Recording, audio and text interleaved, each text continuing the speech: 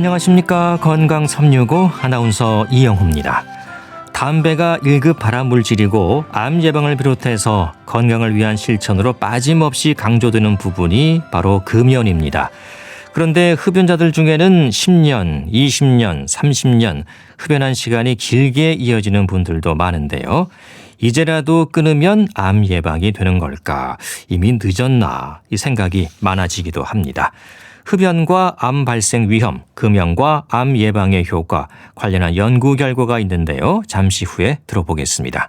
그리고 나이가 들수록 강조되는 근육의 중요성, 근력에 대해서도 살펴봅니다. 건강 365 혜은이의 진짜 좋아해로 시작하겠습니다. KBS 라디오 건강 365 함께하고 계십니다. 담배는 1급 발암물질입니다. 암의 위험에서 늘 빠짐없이 지적되고 있죠. 나이가 들수록 암에 대한 불안감이 높아지는 것도 사실인데요. 흡연자들의 암 발생 위험은 어떨까? 담배를 피우기도 했지만 금연을 하면 조금 달라질까? 이 부분을 궁금해하는 분들이 많습니다. 그런데요, 관련해서 진행된 연구가 있습니다. 국립암센터 국제암대학원 대학교 암관리학과 오진경 교수에게 도움 말씀 듣겠습니다. 교수님 안녕하십니까? 네, 안녕하십니까? 네, 교수님을 중심으로 해서 금연과 관련해 연구를 진행하셨습니다. 일단 결과가 조금은 안심할 수 있게 나왔어요. 10년 이상의 금연은 암 발생 위험을 낮춘다는 결과죠. 네, 그렇습니다. 10년 이상 금연하면 암 발생 위험이 크게 줄어드는 것으로 나왔습니다. 그렇군요. 연구 내용을 좀 자세히 들어보겠습니다. 이 코호트 연구라는 걸로 진행됐습니다. 코호트 연구가 뭔지도 궁금하고요. 연구 방법에서 사용되는 사례 연구, 대조 연구와는 어떻게 다른지도 설명을 좀 해주시죠. 네. 저희 연구에서는 코호트 연구라는 설계를 사용했는데요. 네. 코호트 연구란 여러 가지 연구 설계 방법의 하나입니다. 코호트라는 것은 이제 건강한 사람들의 집단을 의미하는데요. 이 집단에서 흡연하는 그룹과 흡연하지 않는 그룹을 나누어서 장기간 추적 관찰해서 어느 그룹에서 암이 더 많이 발생하는지를 측정을 하게 됩니다. 근데 이제 이렇게 오랜 기간 동안 이제 추적 관찰하려면 굉장히 많은 시간을 기다려야 되죠. 그렇죠. 10년, 20년 정도 추적을 해야 되고, 그래서 이게 굉장히 노력과 비용이 많이 드는 그런 연구 설계 방법입니다. 이와는 다르게 환자 대조군 연구나 이제 사례 연구 같은 다른 설계 방법들이 있는데요. 이런 것들은 이제 환자 그룹과 건강한 그룹을 나누어서 이 사람들의 흡연자 비율을 측정하는 게 가장 큰 차이점입니다. 이런 이제 환자 대조군 연구는 사실 코호트 연구에 비해서는 좀 더 손쉽게 설계해서 연구를 수행할 수 있는 장점이 있습니다. 하지만 코호트 연구가 현실적으로 어려울 경우에만 환자 대조군 연구와 같은 다른 유형의 연구를 설계하게 됩니다. 네, 긴 시간 많은 노력을 기울이셨군요. 예. 그럼 이 코호트 연구를 진행하신 이유도 있겠죠? 물론이죠. 네, 코호트 연구는 다른 연구 설계 방법에 비해서 큰 장점들이 있습니다. 특히 이제 건강한 집단에서 관찰을 시작하기 때문에 어떤 요인이 노출에 먼저 일어나고 그 후에 질병이 발생하는지를 관찰할 수 있어서 그 요인과 질병 사이에서 원인과 결과의 어떤 시간적 선후관계를 밝힐 수 있는 그런 장점이 있는데요. 이것이 다른 환자 대조군 연구나 이런 사례 연구, 이런 연구 설계 방법에서는 그 시간적 선후관계를 밝힐 수 없기 때문에 코호트 연구가 큰 장점이 있다고 평가가 됩니다. 예, 시간은 오래 걸리지만 그만큼 장점이 있다는 거고요. 예. 네, 그렇습니다. 이 흡연이 1급 발암 물질이라는 건 다 아는 사실인데 연구를 진행하신 의미 또 배경도 궁금합니다. 네. 그렇죠. 지금 흡연이 몸에 해롭다, 발암물질이다 이런 것들은 이미 굉장히 많은 분들이 널리 알고 계시는데요. 네. 그럼에도 불구하고 여전히 또 담배를 피우시는 분들이 아직 많이 그렇죠. 있습니다. 예. 네. 그렇다면 이제 해롭다 뭐 다 아는 얘기고요. 그거보다는 금연을 했을 때 이득이 어떻게 되는지를 강조하는 연구가 좀 더 와닿지 않을까 이런 생각에서 이 연구를 시작을 하게 되었고요. 그리고 담배를 끊고 얼마나 지나야지 그 위험이 실질적으로 줄어드는지에 대한 연구는 사실 국내에는 아직까지 없었습니다. 네. 저 연구 내용을 좀 더 살펴보면 이 코호트 연구 300만 명을 대상으로 했다면서요? 네, 상당히 좀 사이즈가 큰 연구라고 할 수 있겠는데요. 네. 우리나라 건강보험에서 매 2년마다 그러니까 짝수년생은 짝수년에 홀수년에 태어난 사람은 홀수년에 건강검진을 무료로 받을 수 있게 되어 있습니다. 아마 뭐 많은 분들이 이미 받고 계실 텐데요.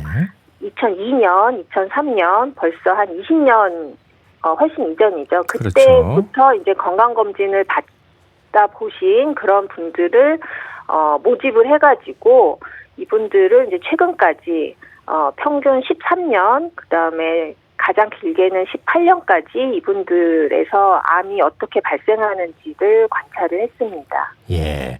그러니까 연구를 진행하신 걸 보니까 흡연 상태를 구분하셨더라고요. 네.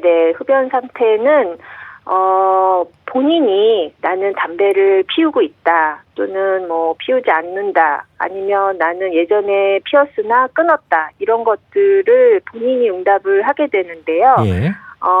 검진을 받을 때 담배를 피우는지 이런 것들을 이제 설문조사를 통해서 확인을 하게 됩니다. 그래서 검진을 받을 때마다 매번 담배를 피운 적이 없다고 답한 사람들은 비흡연자 이런 식으로 구분을 하게 되는 거죠. 예, 비흡연자. 완전 금연자도 있던데 이건 뭔가요? 완전 금연자라는 것은 예. 이제 검진 초기에는 나는 흡연자다라고 밝혔었는데 그 다음번 이후 검진에서 아주 일관되게 나는 담배를 끊은 사람이다라고 지속적으로 응답을 한 사람들입니다. 네. 일시적 금연자 또 재흡연자도 구분하셨더라고요. 어떤 차이가 있습니까?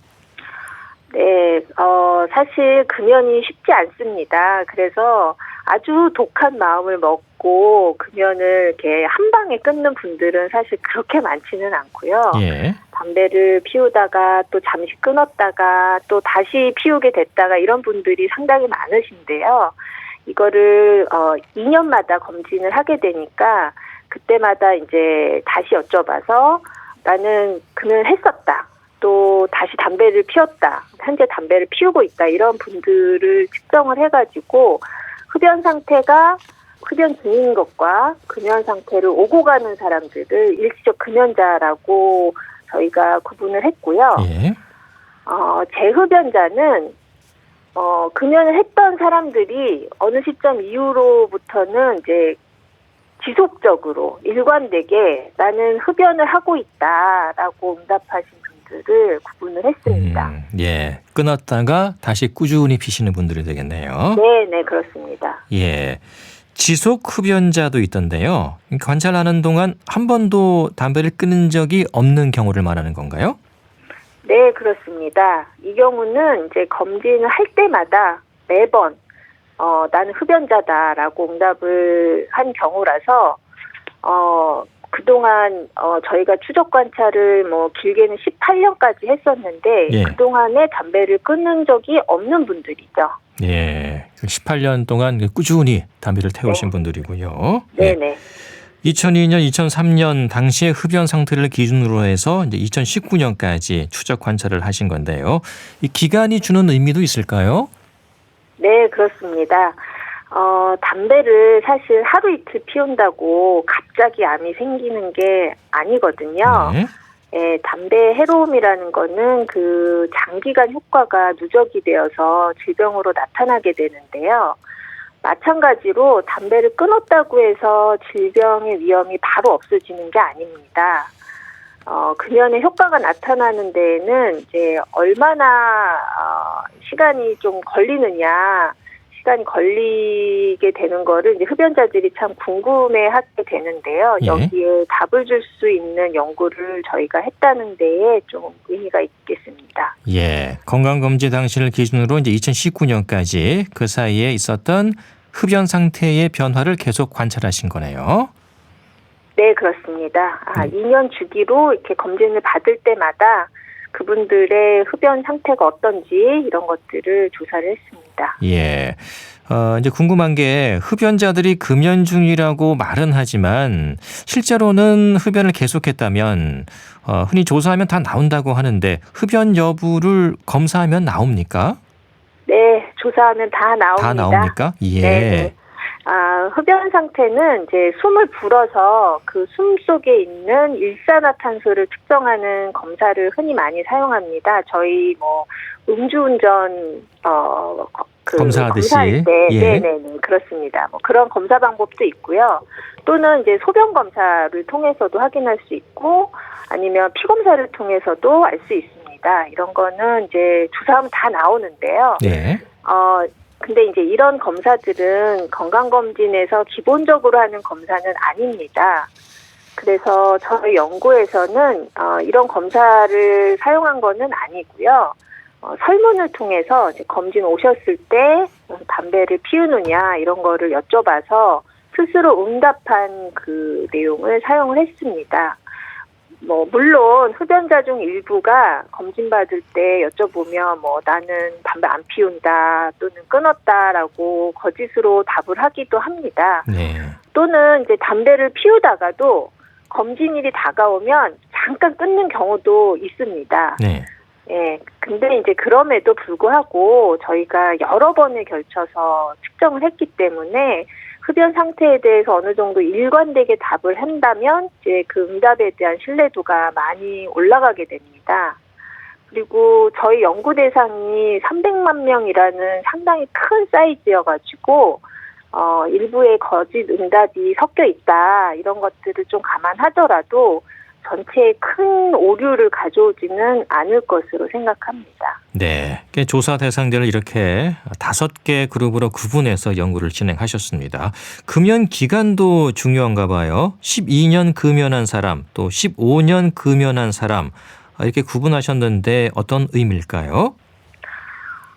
네. 저희가 이제 연구했을 때 연구 결과가 보여준 것이 이제 모든 암에 있어서 그러니까 암종을 따지지 않고 전체 암을 봤을 때 담배를 끊고 한 7년까지는 암 발생 위험이 다소 올라갑니다. 예. 그러다가 7년이 지나면 암 발생 위험이 이제 떨어지기 시작합니다. 그래서 15년 정도 지나면 계속 피운 사람에 비해서 암 발생 위험이 절반 수준으로 떨어지게 됩니다. 근데 폐암을 보면 그 효과가 조금 더 빨리 나타나서 5년이 지나면 위험이 감소하기 시작해서 한 12년 정도 지나면 폐암 위험이 절반으로 줄어들게 됩니다. 네. 12년과 15년, 이게 3년 차이인데 특히 이제 폐암의 위험은 금연 12년의 절반, 15년은 절반 이상으로 줄어들었다는 거잖아요. 예. 그 부분에 대해서도 이렇게 차이가 클 수 있나 싶기도 하거든요. 네, 아무래도 흡연이 이제 폐암에 가장 직접적인 영향을 많이 미치기 때문인 것으로 저희는 해석하는데요. 네. 특히 폐암은 이제 우리나라에서 가장 많이 발생하는 암 중에 하나이기도 하고 또 다른 암에 비해서 생존율이 좀 많이 낮습니다. 그래서 이 3년의 차이는 사실 좀 되게 크다라고 저희는 생각하고 있습니다. 네. 그리고 이번 연구에서 확인된 암이 폐암만은 아니죠. 네. 사실 흡연은 이제 흔히 담배 피우면 폐암만 일으킨다라고 생각을 하실 수 있는데 사실은 흡연은 폐암뿐만 아니라 굉장히 많은 다른 여러 암의 원인이 됩니다. 왜냐하면 담배를 피워서 그 해로운 물질들이 일단 폐를 통해서 흡수가 되지만 그게 전신을 돌아다니면서 문제를 일으키거든요.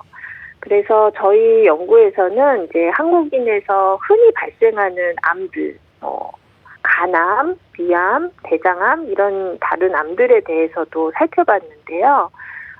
사실 연구 결과는 폐암과 굉장히 비슷한 형태가 나오는 거를 확인했습니다. 예. 그중 아무래도 이제 다른 암에 비해서 폐암은 금연이 주는 효과가 크게 나타난 거고요. 네, 그렇죠. 아무래도 폐암이 흡연에 가장 큰 영향을 직접적으로 받기 때문입니다. 예. 금연 기간에 대한 조사뿐만이 아니고 금연 시기도 중요하다면서요? 네, 맞습니다. 담배를 언제 끊었냐에 대해서도 저희가 분석을 해봤는데요.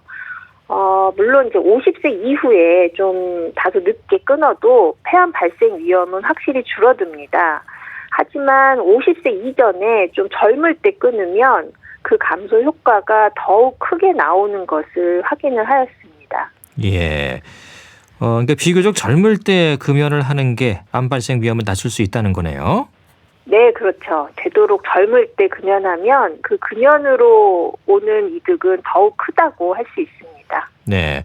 또 이런 경우도 있을 것 같아요. 뭐 가끔씩 한두 개 정도, 뭐 하루에 한두 개비 정도 담배를 피우는 것은 괜찮지 않을까? 뭐 이런 생각하시거든요. 이제 간헐적 흡연자도 이렇게 될 것 같은데 어떻습니까? 네, 그런 분들도 사실 덜어 있습니다. 예.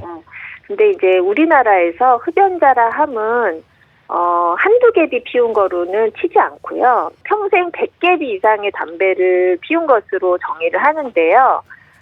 다시 말해서 한두 개비 피워본 것은 흡연으로 치지 않습니다. 하지만 매일 한 개비씩만 피워도 사실 석 달 정도만 피우면 흡연자가 되는 셈인데요. 예. 담배가 무서운 것은 그 중독성 때문입니다. 그래서 한두 개비만 피운다 해도 결국에는 흡연량이 늘어나게 되고 또 뭐 독약을 적게 먹는다고 해서 독약이 안 해로운 건 아닌 거죠. 예. 전자담배는 어떻습니까? 암 발생 위험이 똑같을까요? 요즘 전자담배 피우시는 분들이 굉장히 많이 그렇죠. 늘어났는데요. 네. 사실 전자담배의 그 암 발생 위험에 대해서는 연구가 충분히 많이 되지를 않았습니다. 왜냐하면 전자담배가 한국 시장에 들어온 지가 한 10년가량 되었는데요. 그 효과가 누적이 돼서 암으로 나타나기까지는 좀 더 시간이 지나야 돼서 좀 더 지켜봐야 됩니다. 많은 분들이 전자담배는 좀 덜 해롭지 않을까 생각을 하시는데 문제는 이제 전자담배 사용자들의 많은 분들이 사실 전자담배만 피우시는 게 아니고 여러 형태의 담배를 함께 사용하신다는 겁니다. 예. 그래서 전자담배뿐만 아니라 뭐 기존의 그런 관련 일반적인 담배도 태우시고요. 또 이제 문제는 특히 청소년의 경우에 전자담배를 쉽게 접하게 되는데 전자담배로 일단 흡연의 세계에 입문을 하게 돼서 결국에는 일반 담배까지 피우게 되는 그런 유입 경로가 되는 게 문제라고 할 수 있겠습니다. 네. 좀 더 쉽게 흡연에 접근할 수 있다는 게 또 큰 문제가 될 수 있겠죠. 예. 자, 연구 결과를 종합해 보면 나이와 상관없이 늦은 나이에 금연을 결심하고 실천해도 금연 자체로 암 발생 위험은 줄일 수 있다. 이렇게 정리하면 될까요? 네, 그렇습니다. 저희 연구가 주는 메시지는 담배를 끊으면 확실히 암 발생 위험이 줄어든다 이것이고요. 예. 지금이라도 늦지 않았으니 금연을 결심하시는 게 좋겠습니다. 예, 늦지 않았다. 예. 연구 진행하면서 이제 우리나라 사람들의 흡연 상태에 대한 확인을 하신 건데요. 꼭 하고 싶은 말씀이 있으실 것 같아요. 네, 저희가 연구를 하면서 좀 흥미로운 점을 발견을 했는데요. 예. 담배를 끊고 한 5년 이내에는 암 발생 위험이 오히려 계속 피우는 사람보다 약간 높게 나왔다는 점입니다. 예. 저희는 이것이 아파서 끊은 경우라고 해석을 하는데요. 예. 예, 실제 금연율은 나이가 올라가면서 증가하게 됩니다. 즉 다시 말해서 젊어서는 담배를 피울만 했는데 나이가 들면서 이제 몸이 아파지고 여기저기 문제가 생기면서 더 이상 담배를 피우기 어려워서 끊게 되는 경우가 있다는 말입니다. 그래서 진정 암을 예방하고 싶다면 되도록 빨리 몸에 문제가 나타나기 이전에 담배를 끊는 게 중요합니다. 예, 그 담배를 끊어서 오히려 암 발생 위험이 높아졌다기보다는 이미 몸이 많이 안 좋아진 상태였다는 거죠. 예. 네, 그렇습니다. 그래서 5년 이내에는 오히려 그런 수치가 나올 수 있다는 점이고요. 네. 담배 1급 발암 물질이고 중독성 강하다는 말씀을 많이 드리고 있는데요. 문제는 이 청소년 흡연인 것 같아요. 여기에 대해서도 주실 메시지가 있을 것 같습니다. 네, 잘 아시지만 담배는 중독성 때문에 일단 시작하면 끊기가 참 어렵습니다. 일단 시작을 하지 않는 게 중요하고요. 네. 담배를 피우기 시작했다 하더라도 빨리 벗어나는 게 필요합니다. 요즘 청소년들이 전자담배 접근성이 워낙에 좋아서 굉장히 네. 많이 쉽게 피우게 되는데요. 전자담배도 예외가 아닌 만큼 이런 거에 이제 손을 대지 않고 혹시 호기심에 손을 댔다 하더라도 빨리 벗어나는 걸 강조하고 싶습니다. 네, 특히 금연하는 시기가 빠르면 빠를수록 더 좋다는 연구 결과도 네. 있었고요. 그렇죠. 혹시 계속 이어지는 후속 연구 계획도 있을까요? 네, 우리나라는 술과 담배를 함께 즐기는 분들이 참 많으신데요. 예. 이 둘의 상호작용을 살펴보는 연구도 현재 진행하고 있습니다. 술도 암의 원인이 되는데 담배보다 사실 더 많은 분들이 술을 즐기고 계시고 담배보다는 좀 덜 해롭지 않나 이런 인식도 있어서요. 예. 이런 주제로 연구를 이어나가고 있습니다. 예, 술과 담배의 상호작용. 예, 술자리에서 담배를 태우는 경우도 꽤 많이 있잖아요. 예. 네, 그렇습니다. 그런 부분들도 함께 좀 살펴봐야겠습니다. 후속 연구도 기대하겠습니다. 네, 감사합니다. 네, 말씀 잘 들었습니다. 국립암센터 국제암대학원 대학교 암관리학과의 오진경 교수와 함께했습니다. KBS 라디오 건강 365 함께하고 계십니다. 건아들의 금연 들으시고요. 계속 이어갑니다.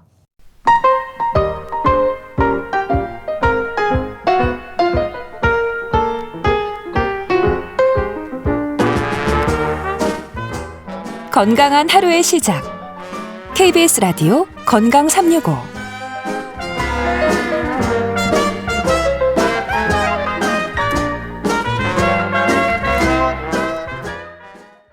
KBS 라디오 건강 365 함께하고 계십니다.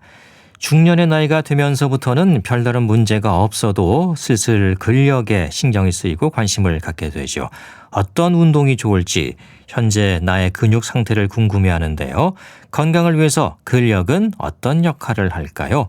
나이가 들수록 근육 빠지는 소리가 들린다는 농담 아닌 농담도 가볍게만은 들리진 않는데요.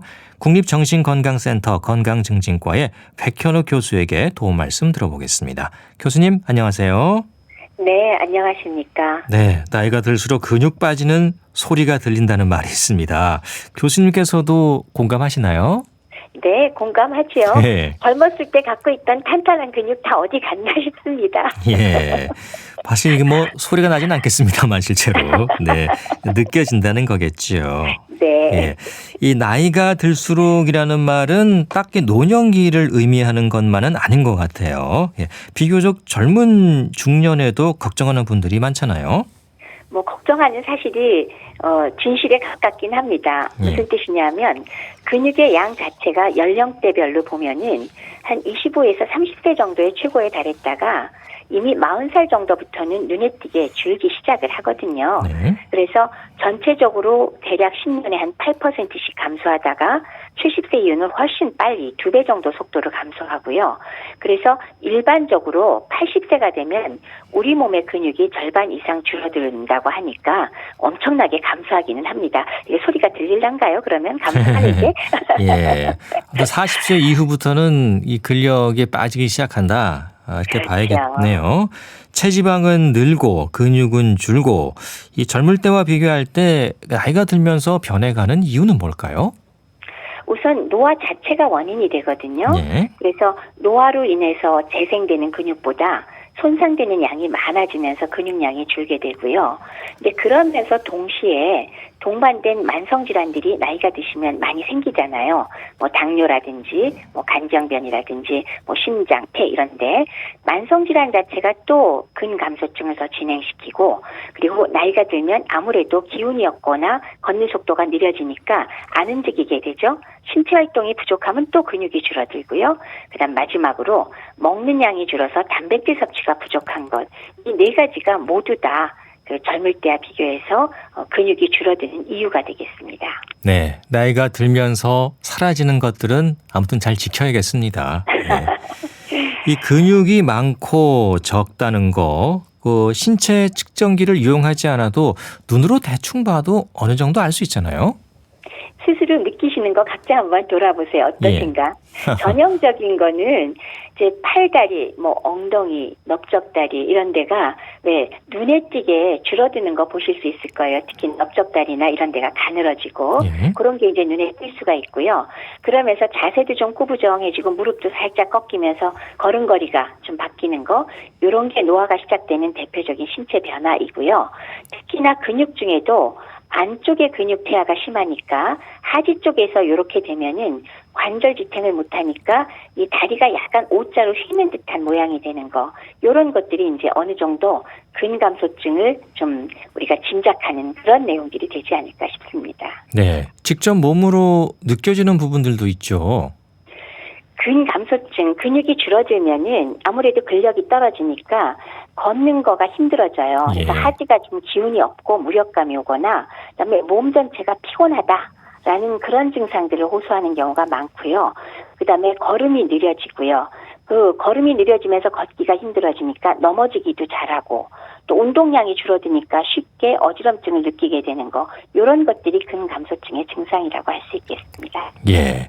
사실 이제 운동을 열심히 하면 근육이 늘어나는 건 보이긴 하거든요. 예. 네. 그런데 이 근육이 무조건 많다고만 해서 좋은 건지 근육도 적당히 있어야지 좋은 건지 어떻습니까?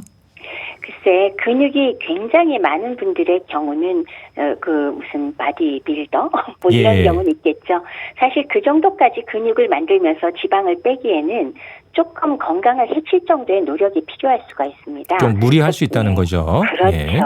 그렇게 무리하게 만드는 거는 제가 보기에 필요 없지만은 일상생활을 하는 분이 내 경우라면은 사실은 굉장히 애써 만들어도 근육이란 게 그렇게 잘 만들어지지 않아요. 그렇기 때문에 네. 평범한 일상생활을 하는 분의 경우는 열심히 만드시라. 그러나 보디빌딩을 하는 분처럼 그렇게 만드는 거는 권고하지 않는다라는 말씀이 더 정확할 것 같습니다. 네. 운동을 하면서 근육을 키우되 내가 보디빌더가 될 필요까지는 없다는 말씀이시죠. 맞습니다. 예. 근데 근육이 줄어드는 상태, 저근육 상태라고 하던데요. 건강상의 위험은 어떤 것들이 있을까요? 근육의 역할을 한번 생각을 해보면은 근육이 있어야 우리가 움직이잖아요. 그런 운동성이라는 역할이 있는데 뭐 그거는 그렇다고 치고 그거 말고도 물리적으로 이 근육이 붙어있기 때문에 뼈를 유지해서 체형을 유지하는 역할을 한다라는 게 그다음 역할이고요. 네. 그다음에 세 번째로는 근육이 있기 때문에 체온을 유지하는 역할을 합니다. 그리고 마지막으로 에너지 대사에 관여를 많이 해서 근육에서 기초 대사량의 상당 부분을 소모를 하거든요. 그렇게 네 가지 역할을 하는데 만약에 근육이 감소되는 근감소증이 동반됐을 때는 기초 에너지 대사량이 감소하니까 지방 축적이 잘 되거든요. 네. 그래서 인슐린 저항성이 증가하면서 비만과 연관되는 여러 가지 질환들이 많이 생기게 돼서 대사증후군 가능성이 7배가 생기고요. 네. 그리고 그중에서도 심혈관 질환 같은 경우는 3.6배, 당뇨병 3배, 고혈압은 2배까지도 증가한다는 그런 연구 결과들이 나와 있거든요. 뿐만이 아니라 뭐 감염도 잘 걸리고 암하고도 연관이 있고 치매도 잘 걸린다. 그다음에 무슨 골절 척추 협착증 같은 거 당연히 더 잘 생길 수 있으니까 나이 드신 분들의 삶의 질, 기대 여명에 바로 영향을 미칠 수 있는 게 바로 근감소증이다. 라고 말씀을 드리곤 합니다. 네, 근육이 사라지면 당뇨병이나 치매, 심혈관, 뇌혈관, 심지어 암까지 위험이 높아진다는 거잖아요. 이거 어떤 의미로 해석해야 될까요? 골다공증은 뭐 방금 짐작된다고 말씀 주셨습니다. 왜냐하면 근육이 힘을 빠지면서 예. 뼈까지 같이 약해지니까 골다공증 생기기 쉽고요. 그렇죠. 그다음에 또 에너지 소모가 불충분해지니까 혈당을 높여서 당뇨병을 유발할 수가 있고요. 그리고 근력이 저하되면은 기초대사량이 감소하면서 혈청 콜레스테롤 중성지방이 뭐 충분히 활용되지 않으면서 복부에 내장지방이 끼기가 더 쉬워지고요. 그 고지혈증, 이상지질 혈증도 생기고 고혈압 위험도가 커지니까 심혈관계 발생도 늘어나는 거죠. 그리고 실제로 우리나라의 한 대학병원에서 한 연구에 따르면 근감소증이 있을 때는 심혈관 질환 위험도가 무려 76%가 높았다. 이런 것도 나와 있고요. 예. 그다음에 암 환자를 대상으로 또 한 대학병원에서 조사를 했더니 근감소증이 없는 환자에 비슷한 환자들이 92.5% 직장암에서 생존을 하고 있는 반면에 예. 근감소증이 동반됐을 때는 생존율이 38%니까 세상에 반도 안 되는 거죠. 예. 그래서 암에도 이렇게 저항력이 떨어지는 걸 보니까 근감소증에 걸리면 암 환자의 사망률이 2배 내지 10배까지 증가한다. 이런 얘기까지 나오고 있습니다. 네, 근육이 있어야 암도 이겨낼 수 있다는 말씀이시군요. 네, 그렇습니다. 뭐 정도의 차이는 있겠지만은 나이가 들면 들수록 근육이 감소하는 것은 어느 정도 자연스러운 현상 아닙니까? 네, 노화가 진행되면은 아무래도 재생되는 근육보다는 손상되는 양이 좀 많아지죠. 예. 회복되는 속도가 늦어져서. 그래서 전체적인 근육량은 줄어드니까 자연스럽다고 얘기는 할 수 있는데요. 근데 재밌는 건 열심히 운동을 하고 관리를 어떻게 하냐에 따라서 심각하게 진행되는 것이 예방되는 것도 확실합니다. 네. 아무튼 노력을 통해서 근육이 감소하는 걸 막아야 할 텐데요. 정답은 운동입니까? 맞습니다. 네. 꾸준한 근력 강화 운동, 유산소 운동 하셔야 되고요. 거기에 한 가지 더 붙이면 이제 영양 섭취 같이 해주셔야죠. 예, 너무나 당연한 건데 이게 또 지키기가 쉽지 않은데요. 규칙적으로 꾸준히 하는 게 쉽지는 않거든요. 예. 맞습니다. 그래서 어떤 그 운동할 수 있는 공간을 찾아서 뭐 장비나 기구를 동원하는 방법 외에 일상생활에서 습관처럼 할 수 있는 운동 방법 어떤 것들이 있을까요? 우선 뭐 일반적으로는 걷기가 사실 가장 기본이라고 할 수 있습니다. 걷기, 네. 네. 근데 이제 나 걸어도 도대체 별로 효과가 없는 것 같아. 그러는 경우는 아마 운동에 조금 부족하다 느끼시는 분도 계실 텐데 그렇다면은 이 도시 생활을 하실 때 고층 빌딩도 많고 도처에 널린 게 계단이잖아요. 네. 그렇죠. 근데 또 도시 생활에서는 그 계단을 에스컬레이터나 아니면 엘리베이터로 우리 많이 이용하지 않습니까? 그렇죠. 근데 그거를 좀 피하고 계단 오르기를 하는 게 굉장히 효과적인 운동 방법이 되겠습니다. 즉 계단을 오른다는 게 꽤 힘든 유산소 운동이면서도 동시에 무산소 운동의 역할도 일부 하거든요. 예. 그래서 칼로리 소비에 상당히 효과적이라고 하는데 30분 기준으로 할 때 천천히 산책할 때는 30분에 63칼로리밖에 못 쓰지만 걷기가 120칼로리를 소모할 수 있고요. 계단 오르기는 거의 2배에 가까운 220칼로리의 소비 효과를 낸다 그러니까 이 계단 오르기 열심히 권해드려야 되겠습니다. 꾸준히 하시면 심폐기능도 좋아집니다. 네. 스포츠센터 이런 데 가보면 이제 운동하러 오시는 분들 많이 계시잖아요. 네, 예. 그렇죠. 운동을 하러 오셨는데 땀도 많이 흘리시고 하시는데 정작 계단은 이용하지 않으시고 다 엘리베이터를 이용하시더라고요. 예. 운동하러 오신 김에 계단으로 올라가시면 더 좋을 것 같습니다. 맞습니다. 예. 한편 근데 내려갈 때는 아무래도 엘리베이터를 이용하는 게 좋죠. 그렇죠. 이게 관절의 문제를 생각을 그렇죠. 해야 되는데요. 예. 계단을 오르내릴 때 당연히 무릎에 하중이 많이 실리겠죠. 그래서 올라갈 때도 사실은 체중의 3배 정도 하중은 실리거든요. 그래서 무릎 관절이 원래 안 좋은 분은 사실은 계단 올라가는 것도 그렇게 권하지는 않는데 네. 그래서 만약 오르다가 뭐 무릎이 아프거나 이상 신호를 느끼면 오르기도 제가 중단하라고 말씀을 드릴 건데요. 내려올 경우에는 이 체중의 5배 하중이 무릎에 실리거든요. 그렇기 때문에 운동으로 계단을 이용할 때는 내려가는 건 엘리베이터 이용하시고요. 올라가실 때 열심히 올라가시면서 운동을 하시기 바랍니다. 네, 운동해서 근력을 키우는 것도 중요하지만 관절 건강을 보호하는 것도 필요하잖아요. 예. 그렇죠. 그러니까 너무 무리하지 않는 건강한 운동법이 중요할 텐데 그런 부분에서는 어떤 조언을 해주시겠습니까? 아무래도 지금 건강한 운동법으로 이제 허벅지나 다리 근력 향상에는 다른 도구를 안 쓰면서 계단 오르기가 가능하다면 그렇게 사용하는 게 제일 좋지 않을까 싶습니다. 웬만한 분은 사실 괜찮거든요. 예. 근데 방금 말씀드렸듯이 내려오는 거는 웬만하면은 엘리베이터를 이용하시라. 특히나 무릎이나 목뼈가 좋지 않은 분은 더더구나 계단 내려오는 거를 운동으로 사용하시면 안 됩니다. 건강한 분은 상관이 없고요. 근데 그것만이 아니어도 등산을 자주 하는 분들의 경우 스틱을 사용하는 걸 하산할 때 특히 사용하시면 역시 무릎으로 쏠리는 몸무게를 좀 줄여줄 수 있으니까 이런 것들이 자신의 관절을 해치지 않도록 할 수 있는 방법에 속하지 않을까 싶습니다. 특히나 중년, 노년의 경우는 이렇게 관절 건강에 신경을 쓰면서 근력을 키워가는 게 중요하지 무턱대고 하는 거는 바람직하지 않잖아요. 그래서 신경을 많이 써주시기 바랍니다. 네, 날씨도 따뜻해지면서 등산 많이 하실 텐데 그렇죠. 특히 이제 내려오실 때가 더 위험하다고 하잖아요. 맞습니다. 관절 다칠 수 있으니까 등산 스틱 이용하시는 것 좋겠습니다. 계단 오르기 비롯해서 근력을 강화할 수 있는 또 다른 운동법 뭐가 있겠습니까? 그러니까 우리가 왜 좀 특별히 대단한 기구를 쓰지 않으면서 집에서 할 수 있는 간단한 근력 운동을 생각을 한다면 사실 이런 헬스 트레이너들이 제일 먼저 권하는 거는 스쿼트나 런지 이런 거를 권하긴 합니다. 예. 그래서 둘 다 사실 그렇게 어려운 건 아니죠. 그리고 서서히 했을 때는 역시 관절에 별로 무리가 안 가게 할 수가 있거든요. 이거 서둘러서 하다 보면 사실 이것도 무릎 망가지거든요. 예. 근데 어쨌건 천천히 동작을 바꾸면서 각각 한 10회씩 하는 걸 3세트씩 한 번씩 하는 걸 하루에 오전 오후를 한다거나 이런 운동 도움이 될 수 있고요. 그것 이외에도 아령 너무 무거운 거 아니어도 됩니다.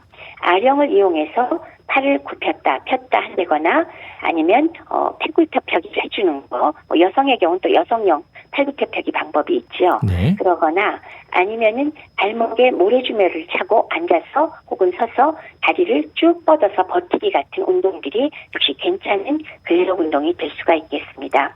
근데 이것도 어렵다. 나 나이 되게 많고 노인의 경우인데 예. 나 어쩌지? 그러면은 아주 쉽게 어디 가볍게 잡고 의자나 벽을 가볍게 잡고 발 뒤꿈치 들기 들었다 놨다 하는 거를 서서히 하는 것 이것도 상당히 좋은 근력 운동이 되고요.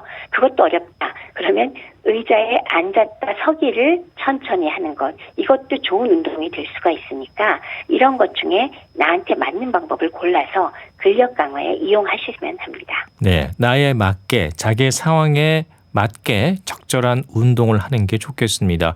몸이 썩 좋지 않은데 너무 무리하게 하면 몸을 상할 수도 있으니까요. 맞습니다. 예, 매일 꾸준히 하면 좋겠지만은 그렇지 못하는 경우도 있잖아요. 일주일에 한 서너 번만 해도 효과가 있을까요? 안 한 것보다는 훨씬 효과가 있죠. 예. 근데 일반적으로 우리가 그 유산소 운동의 효과를 우리가 기대할 때는 중간 강도의 유산소 운동을 일주일에 150분 하라 그러잖아요. 그걸 30분으로 나누면 사실 일주일에 5일 거의 매일 하라고 하는 거거든요. 그런데 약간 강도를 높였을 때 20분 내지 30분만 하고 주 3회만 해도 사실 효과는 거의 비슷하게 나온다고 돼 있고요.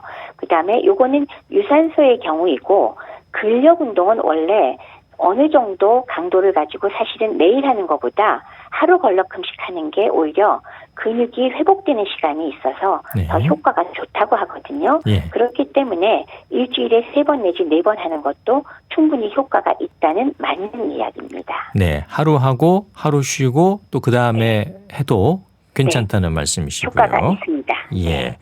근력 운동과 함께 단백질 섭취는 함께 다니는 친구라고 하잖아요. 예. 이건 어떻게 해석해야 할까요? 근육의 재료가 뭐죠? 단백질? 네, 맞습니다. 예. 단백질이죠. 그래서 근육이 빠져나가는 걸 몸에서 대생을 할 때 재료가 없으면 사실은 누가 어떻게 만들겠어요. 그렇죠? 몸이 아무리 재주가 좋아도 그 단백질이 부족하면 만들지 못하거든요. 예. 그래서 질 좋은 단백질을 충분히 드시라. 그래야 근육이 유지가 된다고 항상 말씀을 드리는 거고요. 그러면 얼마큼 먹어야 되느냐? 양질의 단백질을 젊은 사람의 경우는 자신의 체중 1kg당 0.8g을 먹으면 된다고 하거든요. 그래서 근데 노인의 경우는 많이 소모되기 때문에 아무리 못해도 1g 이상 보통 1.2에서 1.5까지도 드시라 그래요. 그래서 현재 체중이 60kg이면 하루에 적어도 단백질을 60g 이상 내지는 거의 70g, 80g 정도까지 드실 필요가 있다. 그 정도는 잡수시라는 거죠. 네. 그럼 운동하면서 함께 섭취하기 좋은 단백질 식품 어떤 것들이 있을까요? 아까 열심히 말씀드렸잖아요. 네. 대체할 수 있는 거는 고기만이 아니라 생선, 달걀, 콩과 두부 제품이 일단 식품 중에서는 우리가 선택하기 쉽고, 그래서 제가 나이 드신 분들하고 항상 말씀을 나눌 때 이 단백질을 충분히 먹는 게 사실은 쉽지가 않아요. 연세가 올라가면은 밥 먹는 양도 줄어들기 때문에. 그래서 하루 3끼에 매번 적은 양이라도 말씀드린 육류, 생선, 달걀, 콩두부 제품 요 4가지 중에 한 가지를 조금씩이라도 3끼니 다 드시면 그래도 부족하진 않을 수가 있으니까 신경을 많이 써서 몇 끼마다 조금씩 드셨으면 바람직하겠습니다. 제가 이거는 먹는 거 말씀드릴 때마다 항상 강조를 해드리거든요. 네. 끼를 다 요것 중에 한 가지 먹는 것도 아주 쉬운 일은 아니니까 신경을 써주셔야 합니다. 예. 근육이 줄고 있는 위험 신호랄까요? 유난히 심하게 피로감을 느끼기도 한다고 하던데요. 의심 증상들이 어떤 게 있을까요? 딱 집어서 그냥 3가지 얘기해라. 그러면은 굉장히 심한 피로감, 근력 저하, 그다음에 하지의 무력감. 예. 요거 정도를 우리가 꼽을 수가 있고요. 그거 외에 사실은 여러 가지 신체 기능이 다 떨어지니까 사실 건강상 위험도 생기고 사망률이 증가하니까 골다공증도 생기고 낙상도 생기고 골절도 쉽게 생기고 기초대사량 감소하고 아까 여러 가지를 말씀을 드렸거든요. 예. 그리고 갖고 있는 당뇨병, 심혈관 질환 악화도 쉽게 되고, 그러나 그냥 증상만 꼽으면 말씀드린 3가지 정도는 꼽을 수가 있겠습니다. 네. 오래 앉아 있는 것도 근력에는 좋지 않겠죠? 당연하지요. 예. 앉아 계셔서 힘 다 풀고 있으면 물론 하지 근육도 사용하지 않지만 사실은 상체도 코어를 안 잡으면서 점차로 제대로 사용을 안 하게 되더라고요. 그렇기 때문에 그것 자체가 역시 근감소증에 상당히 중요한 원인이 될 수 있기 때문에 앉아 계시는 일을 하는 분도 사이사이에 일어나서 스트레칭도 해주고 그다음에 어느 정도 좀 왔다 갔다 걷기도 하고 일정 시간마다 꼭 움직이시는 것 필요합니다. 네. 근력에도 좋지 않고 또 허리 건강에도 안 좋을 수 있으니까요. 그렇습니다. 자주 움직여 주시는 게 좋겠습니다. 이 근력을 키우는 것은 근력 자체도 좋지만은 다이어트라든가 뼈를 튼튼하게 하고 다른 부수적인 효과도 기대할 수 있잖아요. 그렇죠. 근육이 제대로 일을 해야지 뼈가 딱 제자리에 잡혀서 그것도 자극을 받으면서 튼튼하게 되거든요. 예. 그러니까 당연히 골다공증 예방할 수가 있고요. 그다음에 근육이 기초 에너지 대사량의 40% 이상을 쓰기 때문에 근육이 적어지면 그 요요 현상의 결과가 바로 근육 없어진 다음에 지방이 껴버리는 그런 상황이잖아요. 그래서 다이어트를 제대로 하고자 하는 분은 당연히 근육을 유지하고 근육을 만들어가면서 다이어트를 하셔야 건강하게 다이어트가 된다. 무조건 체중의 숫자 줄어드는 것만 능사가 아니라는 거 아마 귀에 못이 박히게 들으실 겁니다. 근육 잘 만들어가면서 다이어트 하셔야 됩니다. 예. 몸의 균형감이나 또 나이 들면서 굳어지는 그런 유연성도 더 키울 수가 있다고 하더라고요. 그렇죠. 근육이 있어야 이런 게 다 가능하거든요. 예. 그래서 특히나 노인들 넘어지는 거 예방하려고 그러면 바로 이 균형 감각은 정말 중요하고요. 근력도 중요합니다. 그래서 균형 감각을 늘리는 방법을 몇 가지 말씀을 드리면 네. 한 발로 서서 좀 버티는 것, 그다음에 일자로 걷는 것, 이런 것들을 하면 균형 감각이 늘어나니까 이런 방식 좀 해보면 도움이 될 것 같고요. 유연성의 경우는 특히나 스트레칭 잘 해주시면 도움이 되리라고 생각을 합니다. 네. 오늘 나이가 들면 들수록 더 중요해지는 근력에 대해서 알아봤습니다. 말씀 감사합니다.